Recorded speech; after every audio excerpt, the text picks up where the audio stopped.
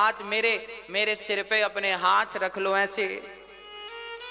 देखो जबरदस्ती हाथ रखवा रहा, चतुर सुजान है, जबरदस्ती हाथ रखवा रहा है। जब राम ने केवट के मस्तक पर हाथ रखे तो राम की आंखों से टप टप आंसू गिरने लगे। केवट बोले, सरकार आप रोए क्यों? तब राम ने कहा कि मुझे अहंकार आ गया था, मुझे लगा कि मैं ही सब भक्तों को थामता हूं, पर आज पता चल गया कि जब राम कभी डगमगाते हैं तो भक्त ही उन्हें थामते हैं। जब राम डगमग डोले तो केवट के मस्तक पर हाथ रखे तो राम की डगमगाहट मिट गई, अर्थात बल मिल गया। जब आप किसी का सिर या कंधा पकड़ेंगे तो आपको सहारा तो मिलता ही है। आज राम को, आज भगवान को भक्त का सहारा मिल गया।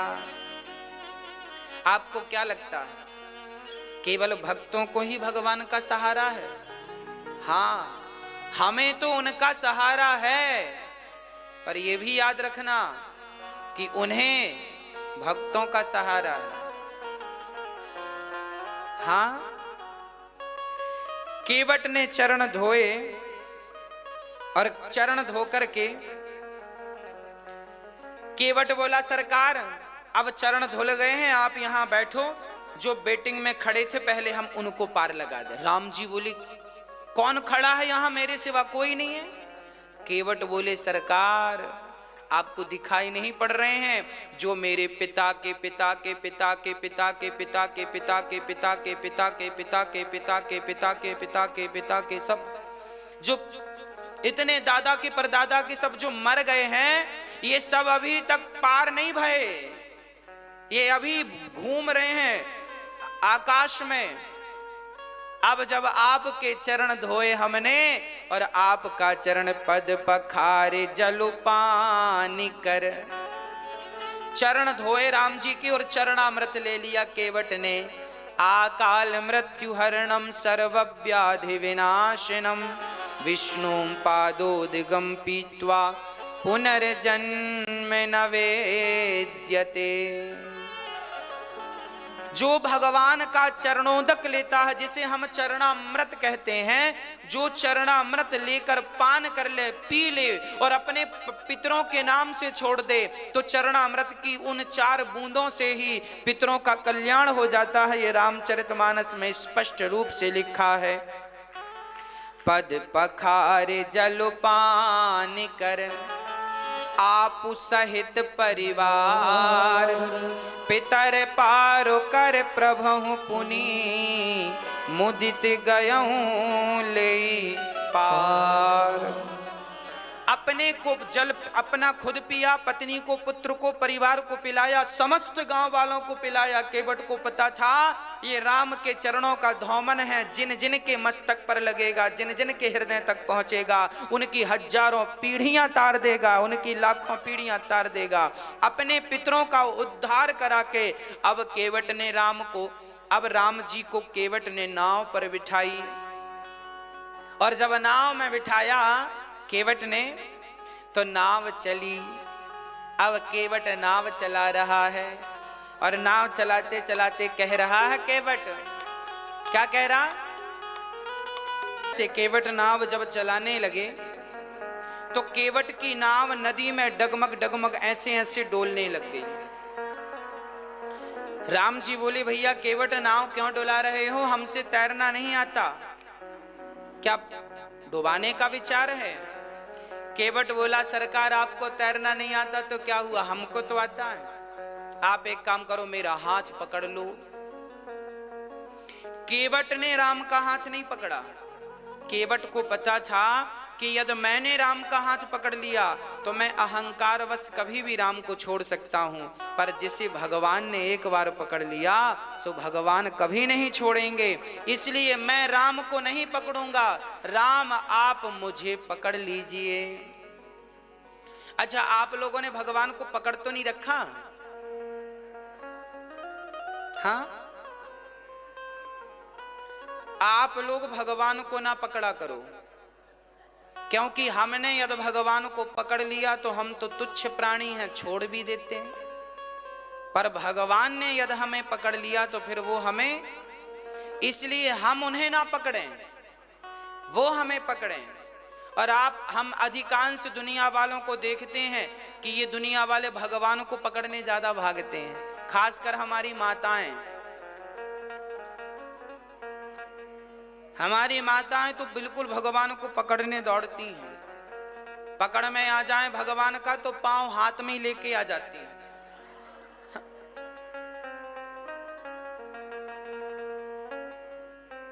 नवरात्रि में माता जी रखी थी, एक मैया नहीं मानी, नहीं मैं तो माता जी के पांव पकड़ूंगी। इतना जोर की पकड़ा, माता जी का पांव हाथ में ही आ गया। तो ऐसा पकड़ना भी कोई पकड़ना है? अरे भगवान दर्शन के लिए होते हैं, भगवान को इन आंखों से देखो। और सच कहूं, भगवान को देखने के लिए आंखें किसकी चाहिए आप बताओ?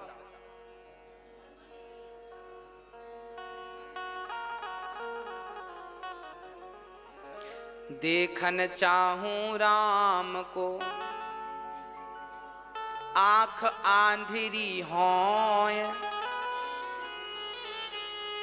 देखना हो राम को तो आंखें आंधिरी, मतलब अंधा कौन? सूरदास जी।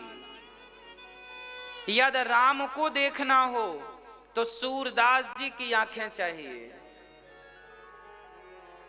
किनकी आंखें चाहिए? सूरदास जी की। देखन चाहो राम को तो आंख आंधरी होए। राम को देखना है, परमात्मा को देखना है तो आंखें सूरदास की तरह हो। इन आंखों से कुछ भी नजर नहीं आता, इन आंखों से तो हमें माया नजर आती है, माया। इन आंखों से तो संसार के विषय नजर आते हैं, इन आंखों की कोई बहुत अहमियत नहीं है। भगवान को देखना हो तो अपने भीतर के दिव्य नेत्र खोलिए, प्रेम के, भक्ति के नेत्र, ज्ञान और वैराग्य के नेत्र खोल करके उस परमात्मा का आलिंगन कीजिए, दरस परस कीजिए। बिहारी जी को इन आंखों से अपने मन की आसन सिंहासन पर बिठा लीजिए, फिर भीतर की आंखों से उनका श्रृंगार किया करो। इन आंखों से बिठा लो, फिर भीतर की आंखों से आंखें बंद कर लो। इन आंखों का कोई काम नहीं, आंखें मूंद लो। अब अंदर की आंखों को जगाओ, उनको खोलो और फिर परमात्मा का दर्शन करो। ये ठाकुर जी भोग लगा रहे हैं, हम खिला रहे हैं। आप मूर्ति बनाओ, अपने भाव की मूर्ति, कि भगवान की आंखें ऐसी हैं, रघुनंदन ऐसे हैं, राम जी ऐसे हैं, सिया जी ऐसी हैं। एक एक उनकी आकृति बनाओ और उनके चरणों का ध्यान करो। राधा जी ऐसी हैं, श्याम सुंदर ऐसे हैं, लक्ष्मी जी ऐसी हैं, नारायण ऐसे हैं। आकृति बनाओ और उनको हृदय में बिठाकर भीतर से आनंद लेते रहो। भाव ये बने कि हमारे सामने भगवान है, और भाव यह बने कि ठाकुर जी ने हमें पकड़ रखा है, हम क्या पकड़ेंगे उन्हें, वो हमें पकड़ लें तो काम बनेगा। सूरदास जी जब गड्ढे में गिर गए, कुएं में, तो भगवान से यही तो कहा कि प्रभु, भगवान ने कहा बाबा मेरा हाथ पकड़ लो। सूरदास जी ने कहा बेटा मैं अंधा हूं, मेरे को कहा क्या पता कि तेरा हाथ कहाँ है, पर तुझे तो पता है कि मेरा हाथ कहाँ है। तो हमें तो पता ही नहीं कि भगवान के हाथ पांव कहाँ है, पर उन्हें तो पता है कि हमारा हाथ कहाँ है। तो हम क्या पकड़ेंगे उन्हें, वो हमें पकड़ लें, इतना ही पर्याप्त है। केवट कहता है प्रभु आप मेरा हाथ पकड़ लीजिए। भगवान ने हाथ पकड़ लिया केवट का, और अब पकड़े हैं तो फिर कभी छोड़ेंगे नहीं। अब तो नाव किनारे लगी, उतर ठाणी भय सुर शरीरेता, सिय राम गुह लखन समेता। आज राम जी उतर गए, केवट से, नाव से उतरे हैं। और अब केवट बोला सरकार, केवट उतर दंडवत। अब केवट दंडवत चरणों में लौट गया। पहले नहीं लेटा, अब लेटा है। चरणों में लेट जाने का अर्थ होता है जिसके चरणों में आप लेटते हैं, दंडवत करते हैं, अर्थात आप अपना समर्पण कर देते हैं, है ना। इसलिए भगवान के मंदिर में जाओ तो लेट कर प्रणाम करो। पुरुषों को बोल रहे हैं, स्त्रियों को लेट के प्रणाम नहीं करना चाहिए। दंडवत प्रणाम केवल पुरुष करें, स्त्रियां ना करें। स्त्रियां तो घुटनों को जमीन में रख के अपना माथा जमीन में रखो बस। तो केवट ने दंडवत किया और राम जी ने कहा भैया केवट ये अंगूठी ले लो। उतराई। केवट बोला सरकार मुझे शर्मिंदा क्यों कर रहे हैं? नाई से ना नाई ले तो धोबी से ना धोबी ले तो उतराई दे के नाथ जातना बिगारी हो। अरे धोबी धोबी से कपड़ों की धुलाई नहीं लेता, नाई नाई से सेविंग के पैसे नहीं लेता, तो आप भी केवट मैं भी केवट, भला मैं आपसे कैसे पैसे ले लूं? उतराई। राम जी बोली हम कहां केवट हैं भाई, हम तो क्षत्रिय हैं।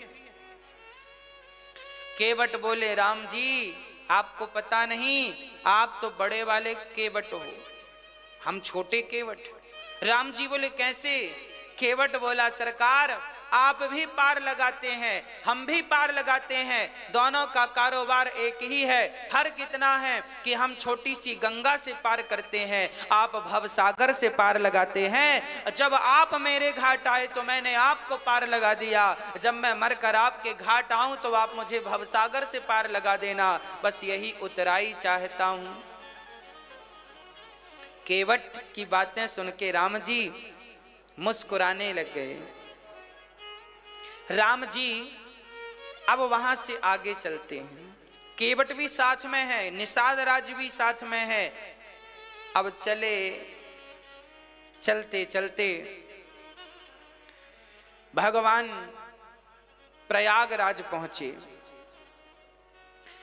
प्रयागराज में श्री भरद्वाज जी से भगवान प्रयाग स्नान किए हैं और प्रयाग के बाद तब प्रभु भरद्वाज पहीं आए, करत दंडवत मुनि और लाए। राम जी ने जैसी भरद्वाज जी को प्रणाम किया, भरद्वाज जी ने उठाकर रघुनंदन को अपने हृदय से लगा लिया। आगे चले हैं राम जी। भरद्वाज जी बहुत प्रेम से राम को बिठाते हैं, राम जी का स्वागत करते हैं।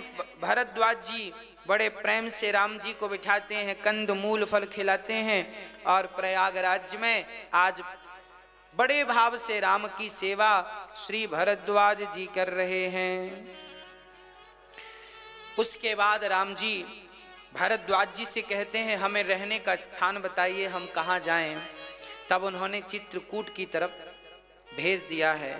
अब राम जी केवट और निषाद राज को वापस भेज रहे हैं, आप जाओ, अब आपको भी आपका काम करना है, अब हमें हमारे हाल पर छोड़ दो। चल पड़े हैं निषाद राज और केवट, यहां से वापसी हुए। जब वापस चले और राम लक्ष्मण सीता जब आगे चली चित्रकूट की तरफ, तो वहां चलते चलते के गांव से पगडंडी गुजर रही थी, रास्ता छोटा सा। तो राम जी छोटे छोटे गांव से होते हुए निकले, जंगलों में जो गांव हैं गांव से निकले तो गांव की महिलाएं पानी भर रही थी कुएं से। जब उन्होंने देखा राम को, आहा हा देखो तो ये सखी देख कितने सुंदर हैं ये। एक सखी ने कहा राम राम क्या हो गया इन्हें, कितनी सुंदर सुकुमारी स्त्री है, कितने सुंदर ये राजकुमार हैं, ऐसा लगता है कि ये कोई राजा के बच्चे हैं, पर ये तो जंगल से गुजर रहे हैं, हमें तो लग रहा है कोई जंगली है। तब सीता माता को प्यास लगी। सीता जी पानी पीने के लिए बोली भैया लक्ष्मण हमें प्यास लगी है। राम जी बोले अच्छा ठीक है, ये गांव है, यहां पर बहुत सारी स्त्रियां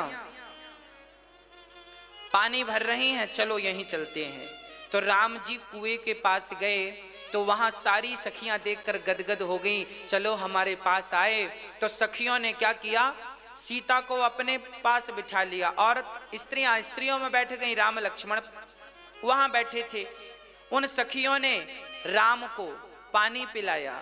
राम जी ऐसे हाथ धुल करके फिर पानी पीते हैं, वो बाल्टी से ऐसे डाल रही हैं। फिर लक्ष्मण जी पानी जब लक्ष्मण को मिला तो लक्ष्मण जी ने पहले पानी पिया नहीं, चुल्लू में हाथ में लेकर के राम के चरणों में डाल करके राम के चरणों को अपने पल्लू से पीतांबर से पहुंचे हैं। रक्त इत्यादि छाले पड़ गए थे, थोड़ी सी ठंडक मिली, गर्मी का मौसम था। राम के चरणों को बड़े प्रेम से धो रहे हैं। लखनलाल जी प्यास बहुत लगी है लक्ष्मण को, पर अपनी प्यास भूल गए इन छालों के सामने। यह प्रेम है, यह भक्ति है। लक्ष्मण जी ने चरण धोए और सिया जी अब बैठी हैं वहां, तो वो सखियां पूछ रही हैं, देवी तुम कौन हो? सिया जी कहती हैं, हम जनक की पुत्री सीता हैं। अच्छा, तो ये दो पुरुष कौन हैं तुम्हारे साथ? सिया जी कहती हैं, ये जो छोटे वाले हैं ना, चरण धो रहे हैं, गोरे, ये हमारे देवर हैं। अच्छा, ये तुम्हारे देवर हैं, तो फिर ये बड़े वाले कौन हैं? अब सीता जी सकुचा गई। देखिए, पहले की स्त्रियां ये भी कहने में संकोच करती थी चार लोगों के सामने कि ये हमारे पति, और आज की तो गाना गाती हमारे हस्बैंड हैं। आज तो डिंडोरा पीटती हमारा हस्बैंड, और आजकल तो नाम भी लेके बुलाते, ए राव यहां जो भी नाम है XYZ नाम लेके बुलाए, ऐसा लगता है ये पत्नी नहीं है, अम्मा है।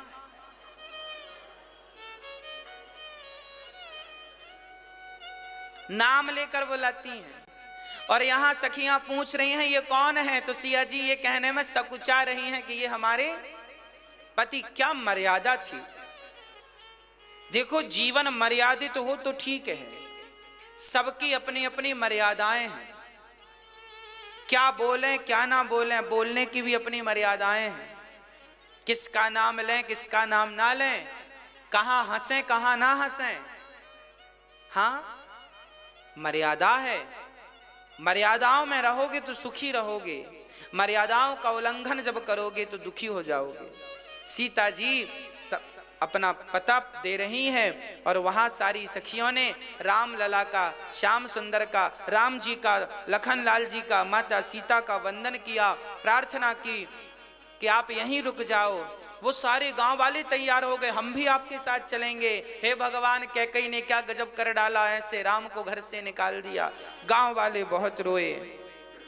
राम जी ने सबको समझाया, आप लोग आराम से रहिए। राम जी वनवास ना गए होते तो आज ऐसे जंगल के लोगों को भी, जंगल के सामान्य प्राणियों को भी आज भला भगवान का दर्शन कैसे होता। ये बड़े पुण्यशाली लोग हैं, धन्य है वो नगर वो गांव जहां से राम जी गुजर रहे हैं।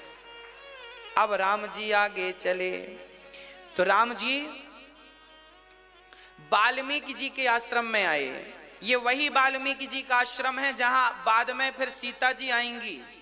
इनके यहाँ लवकुश का जन्म होगा, ये वही वाल्मीकि जी हैं। ये वाल्मीकि जी वही हैं जिन्होंने रामायण जैसे महाग्रंथ को तैयार किया। ये वाल्मीकि जी उच्च कोटि के ज्ञानी हैं। इनके चरणों में भगवान राम ने प्रणाम किया है, चरणों में प्रणाम किया, राम जी ने प्रणाम किया। राम जी बैठे हैं, वाल्मीकि जी भोजन प्रसादी करा रहे हैं।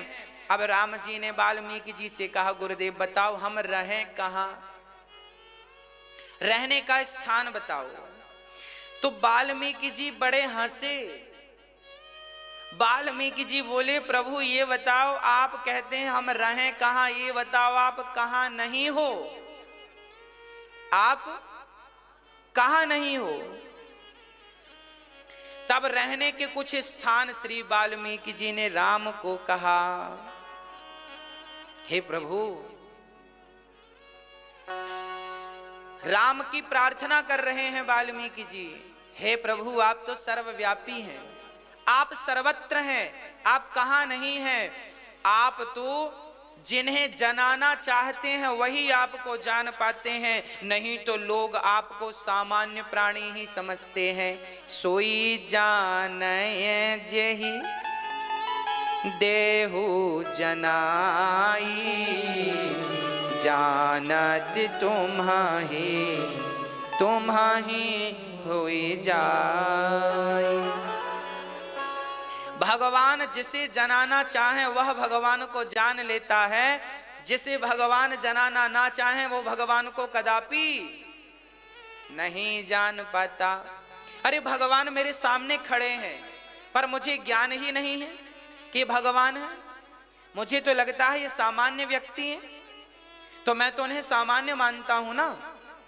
अच्छा भगवान, ये सामने जो खड़े हैं ये भगवान ही हैं, ये कौन बताएगा? ये भगवान ही कृपा करें तो भगवान को जाना जा सकता है, नहीं तो हमारी इतनी बुद्धि नहीं है, इतनी शिक्षा नहीं है कि हम उस ईश्वर को पहचान सकें। बड़े बड़े संत ना पहचान पाए, हमारी ताकत क्या है? इसलिए सोई जाने जेहि देहु जनाई, जानत तुम्हाही हुई जा। जो भगवान को जान लेता है ना वो भगवान का हो जाता, भगवान ही हो जाता। कैसे?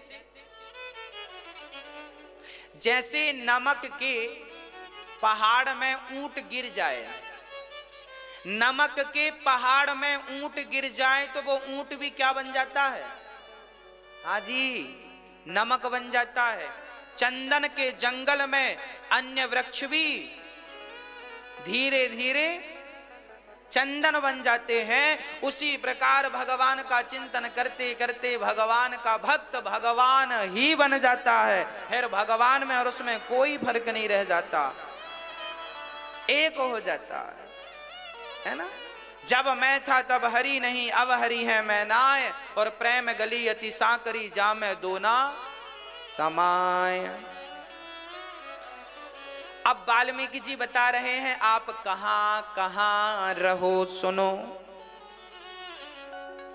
आप प्रभु वहां रहो जहां तुम ही निवेदित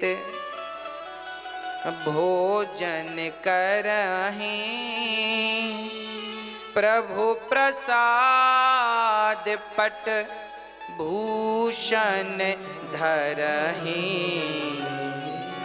आप उनके पास रहो जो सदा आपको भोग लगाकर ही कुछ खाते हो। याद रखना, लिखा है रामचरितमानस में, जो भगवान को भोग लगा के खाते हैं, सोना चांदी भी भगवान को समर्पित करके धारण करते हैं, वह भगवान को अपने हृदय में कैद कर लेते हैं। भगवान कहाँ रहते हैं? जो व्यक्ति सब कुछ भगवान के चरणों में समर्पण कर दे, भगवान वहां रहते हैं। पहला स्थान जो समर्पित भोजन करके करता है भगवान उनके मन में। और सुनो, कर नित्य करहीं राम पद पूजा, राम भरोस हृदय नहीं दूजा। जिनके हृदय में राम के अतिरिक्त कोई और भरोसा नहीं है, किसी पर विश्वास नहीं है, विश्वास है तो केवल भगवान पर। जिनका विश्वास भगवान राम पर है, जिनका विश्वास भगवान कृष्ण पर है, ऐसे भक्तों के बीच में सदा वसंतम सदा भगवान बसते हैं। जो भगवान पर विश्वास रखते हैं, अन्यथा और किसी पर विश्वास, केवल भगवान पर विश्वास।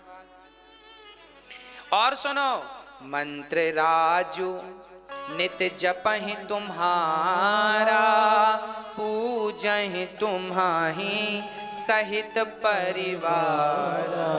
भगवान कहाँ कहाँ रहें आप उनके लिए बता रहे हैं, आप यहाँ यहाँ रहो।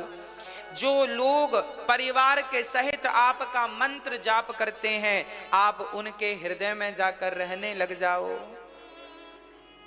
जिनके हृदय में काम नहीं है, लोभ नहीं है, दंभ नहीं है, जो सदा सत्य का मार्ग अपनाते हैं, ऐसे लोगों के हृदय में जाकर बस जाओ। यहाँ एक चौपाई बड़ी महत्वपूर्ण है। दोहा नंबर है अयोध्या कांड का 130, जिसकी चौपाई नंबर है 5। दोहा नंबर 130, चौपाई नंबर 5, अयोध्या कांड। इस चौपाई को याद करिएगा और सबको पढ़ाइएगा। देखिए क्या लिखा है। जाति पाति धनु धर्म बड़ाई, प्रिय परिवार सदन सुखदाई, सब तजी तुम्हि रहि और लाई, तेहि के हृदय रहूं रघुराई। सुनो, जो जात पात धन धर्म बड़ाई परिवार सबको छोड़कर जो सदा भगवान को भजते हैं, भगवान उनके भीतर रहते हैं। जो व्यक्ति जात पात मानता है, ये ऊंचा है ये नीचा है, भगवान उसके हृदय में नहीं रहते, है ना। जीव मात्र से प्यार करो। जीव मात्र में भगवान का अहम सर्वेषु भूतेषु भूतात्मा वस्थितः सदा। भगवान कहते हैं जो सब में मेरा दर्शन करता हो, जीव मात्र में जात पात ऊंच नीच का जो दीवार तोड़ करके जो एक भाव से सब प्रेम मोहब्बत से रहते हो, जहां मैं उनके भीतर रहा करता हूं, है ना। इसलिए आप किसी से नफरत ना किया करो कि ये ऊंच ये नीच है ये ऊंच है। अरे ऊंच नीच से हमें क्या करना। भगवान ने इस संसार में सबको भेजा है, सबको पानी पीने का अधिकार है, सबको पेट भरने का अधिकार है, सबको सोने का अधिकार है। केवल हमको ही अधिकार है क्या कि हम खाएं और कोई ना खाए, हम सोएं और कोई ना सोए? ये तो गलत है। सब खाओ, सब सो, सब खुश रहो, सबका परिवार हो, सबकी खुशी हो, सबका घर हो, सबकी कमाई हो, सब सुखी रहें, सारा परिवार, सब अमीर गरीब सब सुखी रहें, सब प्रसन्न रहें। यही भगवान की भक्ति है। हम भेदभाव ना रखें, नीच किसी को ना समझें, सब वंदनीय हैं, सब पूजनीय हैं, सबका सम्मान करो। कभी ये ना कहा करो कि तुम ऐसे हो। आज हमारे भारत में बहुत सारे लोग ऐसे हैं जो कहते हैं ये व्यक्ति नीच जात का है। अरे क्या होती है नीच जात? जब भगवान नीच जात नहीं मानते तो तुम क्यों पीछे पड़े हो? जब भगवान ने कोई भेदभाव नहीं रखा, हम और आप कौन होते हैं? हमें उसमें भी भगवान का दर्शन करना है। जिसको लोग नीच कहते हैं उसमें भी हमें भगवान का दर्शन करना है और उसे भी प्रणाम करना है। वो हमसे कुछ मांग तो रहा नहीं है, तो हम दो प्यार के वचन भी नहीं बोल सकते क्या उस व्यक्ति से? क्या अपनी वाणी से उसे खुश भी नहीं कर सकते? अब विचार करो, आप किसी से ये कह दो कि यार तुम बड़े अशुद्ध हो, तुम्हें छू लेने से तो नहाना पड़ता है, ऐसा किसी को कह दोगे तो बेचारे को कितना बुरा लगेगा। अरे वो भी इंसान है, तुमने थोड़ी बनाया है उसे, उसे भी भगवान ने बनाया है। जिस मिट्टी से तुम्हें बनाया उसी मिट्टी से उसे बनाया है। भगवान ने बनाते समय कोई भिन्नता तो नहीं दिखाई, तो हम और आप कौन होते हैं भेदभाव रखने वाले? हम तो सब में भगवान का दर्शन करें, सबको भगवान जानकर प्रणाम करें, हाँ सबका आदर करें, सबको प्यार करें। अरे हम किसी को गले लगा लेंगे तो क्या हम छोटे हो जाएंगे?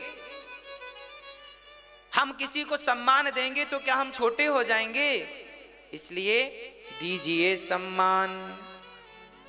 भक्तों, राम जी अब चित्रकूट गिरि करहु निवासु, तह तुम्हारे सब भांति सुपासु। राम जी मंदाकिनी के तट पर पहुंचे हैं। चित्रकूट स्नान, चित्रकूट में ठाकुर जी कुटिया देवता बनाने आए और घास की बढ़िया सी कुटिया बनाने आए और वहां से राम जी बड़े प्रेम से रहने लग गए। अब राम जी को देखने के लिए जंगल के भील लोग आ रहे हैं, कोल भील। देखिए लिखा है रामचरितमानस के अयोध्या कांड का दोहा नंबर 135 और 136 की पहली चौपाई कोल भील कह रहे हैं। कोल भील जंगल के लोग, जंगली लोग, जिसे आज हम आदिवासी कहते हैं, आज की भाषा में जिन्हें लोग दलित कहते हैं, है ना। आज राम जी उनके बीच में बैठे हैं और वो अपने हाथ से राम जी को खिला रहे हैं। राम जी खा रहे हैं। राम जी ने केवल शबरी के बेर खाए हैं ऐसा नहीं है। कोल भील जंगल के लोग राम का दर्शन करने आए और टुकुर टुकुर जंगल के लोग राम जी को दूर से छिप छिप के देख रहे हैं। तो राम जी बोले आओ। राम जी ने पास में बिठाया, सबसे कहा कैसे हो, सब बोले ठीक हैं। तो एक ने कहा, एक कोल भील ने कहा सुनो ये भगवान हैं। हाँ हाँ भगवान है, देख लो। एक ने कहा सुनो हम अपने हाथ से कुछ खवाएंगे, खाएंगे। हाँ हाँ। तो राम जी को फल लेके गए, दोना लिखा है ना। भगवान श्री राम को उन लोगों ने दोने में फल दिया। राम जी ने वो फल ग्रहण कर लिए, फल खाए। कंद मूल फल भरी भरी दोना, चले रंग जनु लूटन सोना। जैसे गरीब आदमी सोना लूटने में जितना खुश होता है, आज वह कोल भील भगवान को अपने हाथ से दोना भर भर के फलों को खिला खिला कर बड़े प्रसन्न हो रहे हैं कि आज भगवान ने हम पर कृपा की, हमारे हाथ से खाया। देखो राम जी कोल भीलों के हाथ से, केवल शबरी के हाथ से खाया है ऐसा नहीं, ये लिखा है रामचरितमानस में। हाँ हम बताते चल रहे हैं। अयोध्या कांड का दोहा नंबर 134 चौपाई नंबर 2। खिला रहे हैं कोल भील, खा रहे हैं राम जी, सब भाव से खा रहे हैं।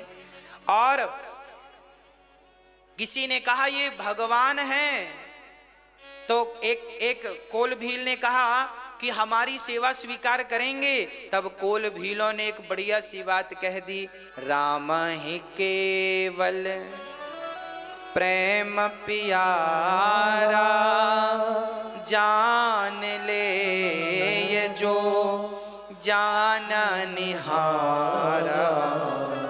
ये कहा कोल भीलों ने कि राम को प्रेम प्रिय है, राम ही केवल, ये जात पात प्यारी नहीं है राम को। राम को केवल जो प्रेम करता है राम उनके हो जाते हैं, राम बिक जाते हैं। है कोई प्रेमी खरीदने वाला तो खरीद ले।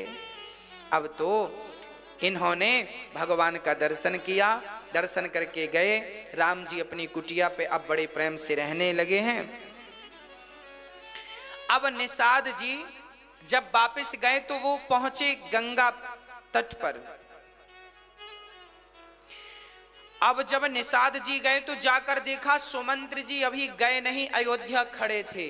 सुमंत्र जी की आंखों में आंसू थे। निषाद को देखकर गले लगा लिया। निषाद को कहा सुमंत्र जी ने मेरे राम नहीं आए, नहीं आए। अब राम राम कहकर निषाद जी सुमंत्र जी रोने लगे। अब सुमंत्र जी सोचे मैं अपने महाराज दशरथ को क्या संदेशा दूंगा, क्या सूचना दूंगा, राम के बिना क्या वो रह सकेंगे। वो घोड़े गोस्वामी जी यहां लिख रहे हैं, नहीं तृण चरही न पियही जलू। वो घोड़े भी जल नहीं पी रहे हैं और वो भी चारा नहीं चर रहे हैं। राम के वियोग में उन घोड़ों की हालत ऐसी थी जैसे पानी के बिना मछली की हालत होती है। अब निषाद राज जी, सुमंत्र जी, वहां से सुमंत्र जी जबरदस्ती वहां से चले। रात्रि के समय सुमंत्र जी अयोध्या में गए। दिन को जाते तो लोग घेर लेते, राम कहाँ हैं, राम कहाँ हैं। सुमंत्र जी रात को गए और जब सुमंत्र जी को खबर लगी कि दशरथ जी ने पानी तक नहीं पिया है, अभी तक प्राण निकलने की स्थिति है, वो इंतजार कर रहे हैं कि राम वापस आ जाएंगे तो प्राण रख लूंगा, नहीं तो प्राण रखने से क्या फायदा।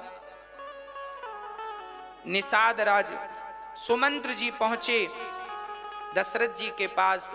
दशरथ जी ने कहा, भैया सुमंत्र आ गए, बताओ मेरे राम लक्ष्मण कहाँ हैं, कहाँ हैं मेरे राम, कहाँ हैं। अब तो दशरथ जी महाराज देख रहे हैं कि सुमंत्र जी मौन है, कोई वचन नहीं निकल रहा है।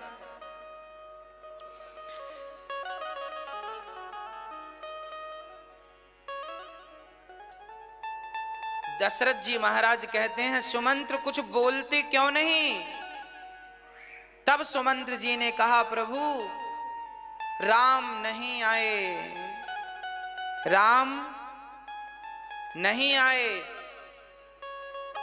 पहली रात तमसा के तट पर गुजारी, दूसरी श्रृंगवेरपुर, फिर केवट ने नाव में बिठाकर पार लगाया। उसके बाद तो निषाद जी संदेशा लेकर आए कि वो चित्रकूट में है। अब तो दशरथ जी समझ गए, अब मेरा अंत आ गया। दशरथ जी को समझाने लगे, सुमंत्र जी आप महाराज हैं, धैर्य रखिए, 14 वर्ष बाद वो आएंगे। तब दशरथ जी ने कहा, हाँ रघुनंदन प्राण प्रीते, तुम बिन जियत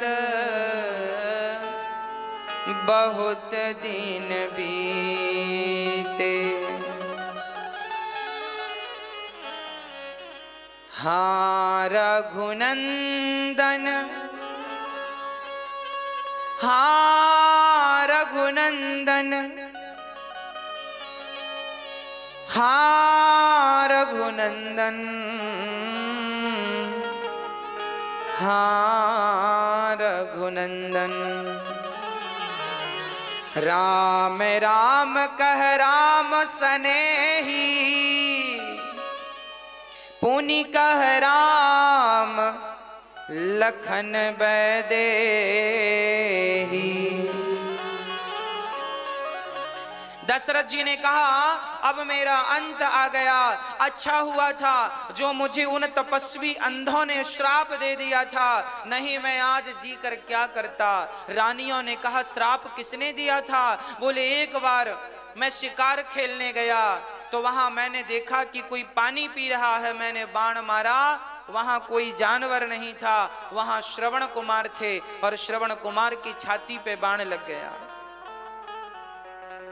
श्रवण कुमार ने कहा, मेरे अंधे माता पिता रो रहे हैं, प्यास से तड़प रहे हैं। मैं पानी का घड़ा लेकर गया और जब उनके माता पिता को दिया, उन्होंने समझ लिया कि ये मेरा पुत्र नहीं है।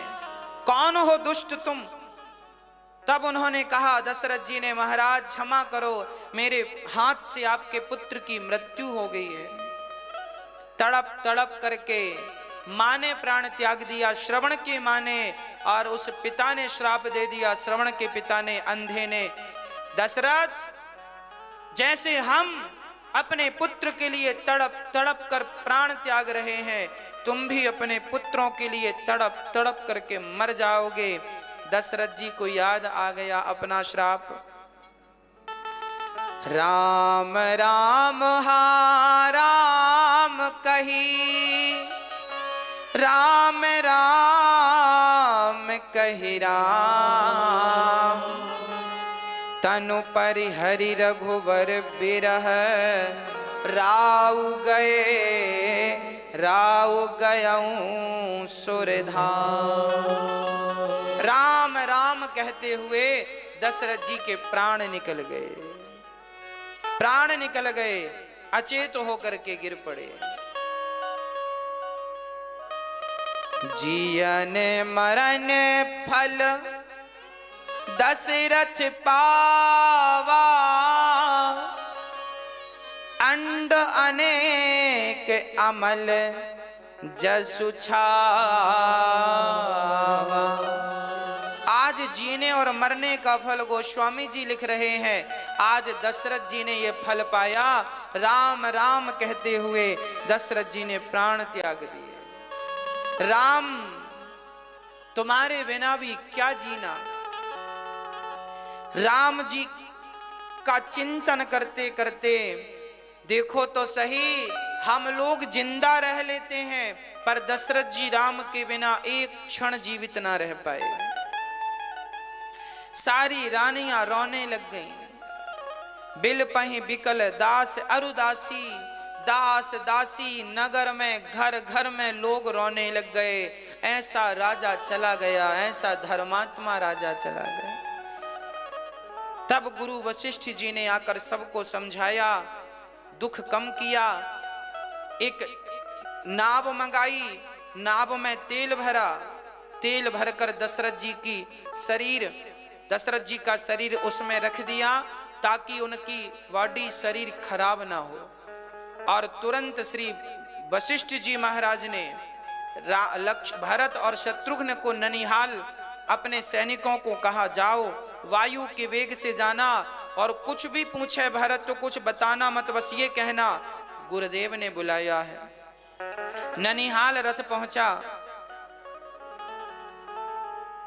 और भरत जी को अपशगुन काफी दिन से हो रहे थे। अयोध्या से लोग आए, गुरु की आज्ञा है जल्दी चलना है। जैसे थे भरत जी वैसे ही रथ पर बैठे, ये नहीं कि समय लगाएं तैयारी में। शत्रुघ्न और भरत जी चले, वायु के वेग से रथ अयोध्या आया। और जब अयोध्या आया तो सारी अयोध्या वीरान हो चुकी थी। कोई कहीं खुशी नजर नहीं आई।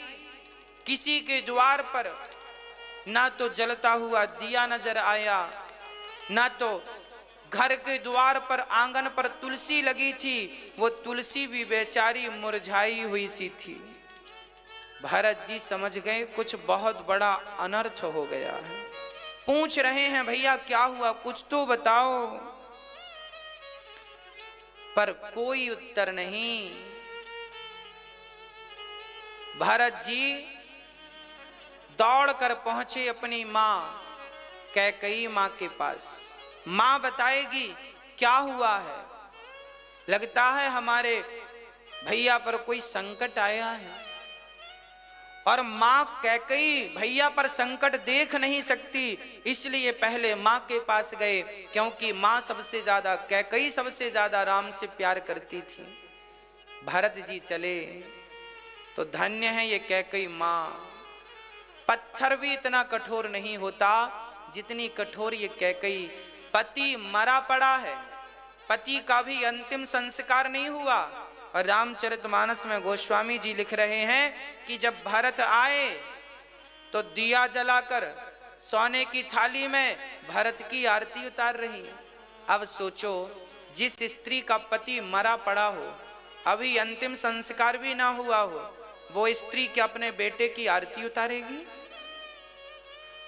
पता नहीं कैकेयी मां को क्या हो गया है। कैकेयी हर्षित एहि भांति, मनहु मुदित दब लाई किराती। भरत ने कहा, मां क्या हुआ मां, ये सब शांति क्यों है?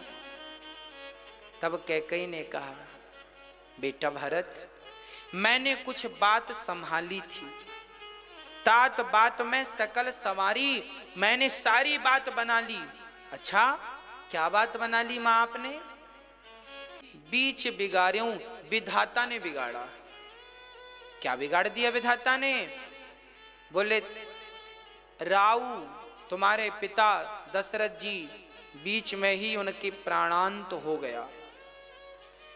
दशरथ जी के मरने की खबर कैकेयी ऐसे सुना रही है जैसे कोई उत्सव सुना रही हो। अब तो भरत की आंखों से आंसू गिरने लगे। मां, पिताजी नहीं रहे ना पुत्र। अब तो भरत जी रोने लगे, हे पिताजी मैं कितना अभागा हूं, आपने प्राण त्यागे और मैं आपके पास नहीं था। क्या हो गया मां, कैसे पिता ने प्राण त्याग दिए? तब कैकेयी ने कहा, बेटा मैंने राम को वनवास भेज दिया है 14 साल के लिए। तुझे राजा बनाना है, मेरी ये बूढ़ी आंखें तरस रही हैं, तुझे राजगद्दी पर देखना चाहती हूं, इसलिए मैंने सारी बात संभाल ली। कैकेयी मां ऐसे कहती जा रही हैं, ऐसी कहती जा रही हैं जैसे इन्हें कोई दुख ही ना हो। व्यक्ति की खोपड़ी में जब लोभ बैठता है ना, तो लोभ पत्थर से भी कठोर कर देता है। भरत जी सिसक सिसक कर रोने लगे। मां क्या कह रही हो, राम वनवास चले गए? हाँ। पिताजी परम धाम चले गए? हाँ। अब तो भरत जी रोने लगे।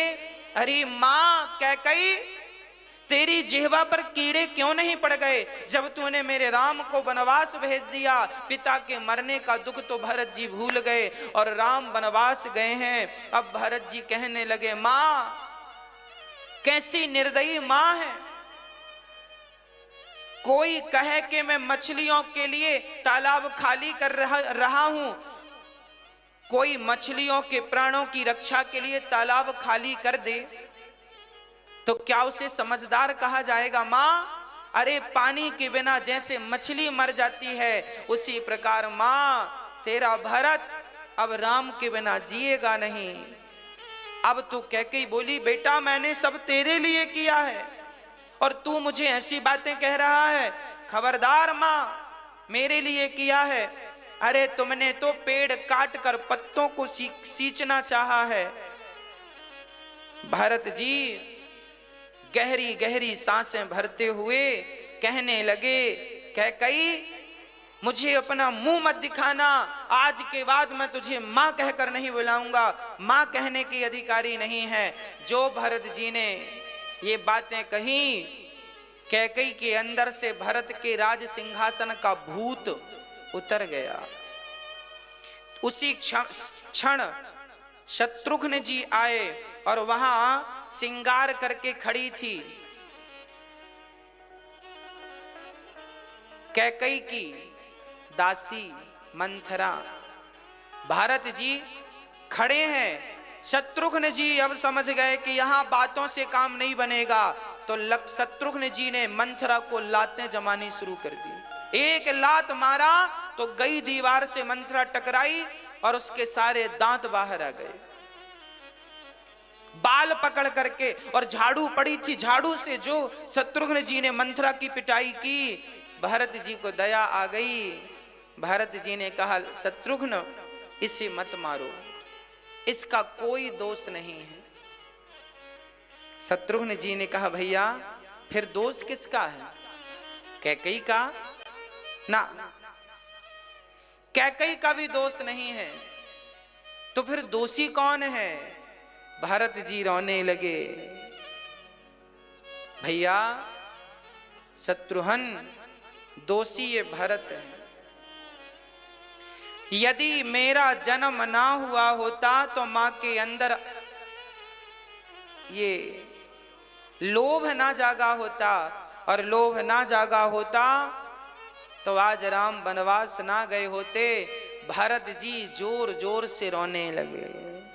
भरत जी रोए और रोते रोते रोते रोते माँ कौशल्या के पास चले गए। माँ कौशल्या ने उस दिन से भोजन नहीं किया था जिस दिन से राम जी गए हैं, उस दिन से पानी नहीं पिया था जिस दिन से राम जी गए हैं। माँ कौशल्या सूख कर एक हड्डी बची है।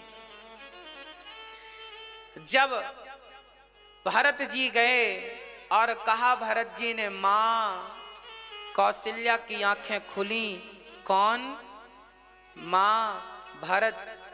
अब तो भरत का नाम सुना, कौशल्या मां दौड़ पड़ी और दौड़ करके भरत को अपने हृदय से लगाना चाहती थी, पर क्या करें, शरीर इतना कमजोर था कि वो आधे रास्ते पर ही गिर पड़ी।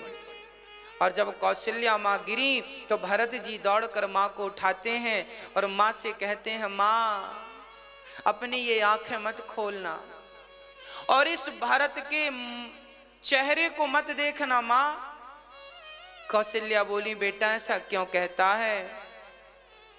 तब भरत जी ने कहा, मां तेरे भरत का चेहरा कलंकित हो गया है। मां अब इस कलंक से भरे मुख को मत देखना। मां इस भरत के कारण आज राम को वनवास जाना पड़ा और कितना कष्ट उठाना पड़ा। मां आप यही सोच रही होगी ना कि मैंने अपनी मां से मिलकर कोई षड्यंत्र किया है।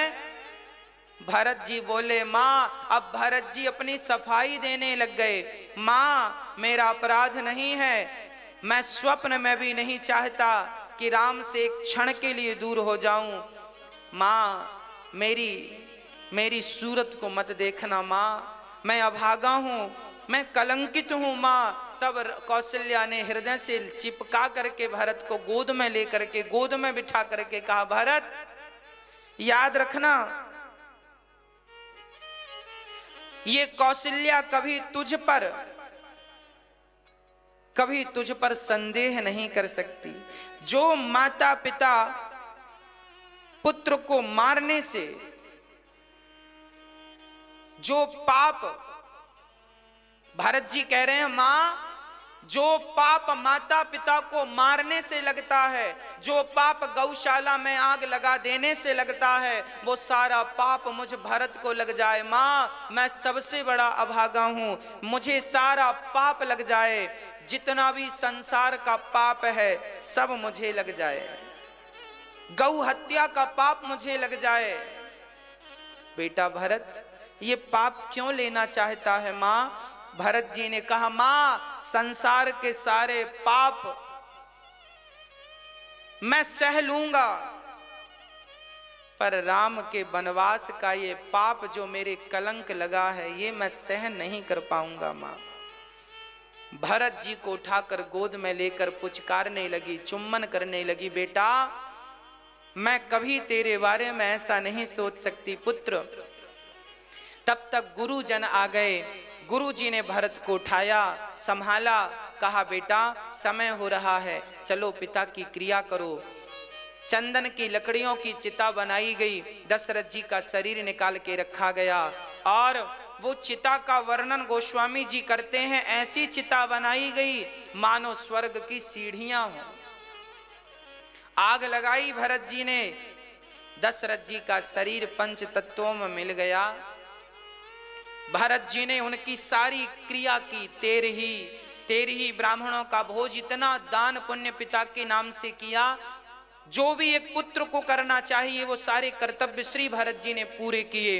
अब जब सब हो गया, पिता का संस्कार इत्यादि, तब एक सभा लगी। उस सभा में गुरु वशिष्ठ जी बैठे और भरत जी को बुलाया गया। भरत जी आप बैठो, सुनो भरत, पिता की आज्ञा तुम्हारे भाई राम ने मानी और वो 14 साल के लिए वनवास चले गए। अब उनकी एक आज्ञा और है जो तुम मान लो। भरत जी ने कहा, गुरुजी कौन सी आज्ञा? कौन सी आज्ञा? तब वशिष्ठ जी ने कहा कि तुम राजा बन जाओ। ये कहते हुए भरत जी रोने लगे, मेरे पिता चले गए, मेरे भाई वनवास चले गए, अब मैं राजा बनूं। तब वशिष्ठ जी समझाते हैं, सुनहु भरत भावी प्रबल, बिलख कहूं मुनिनाथ, हानि लाभ जीवन मरण,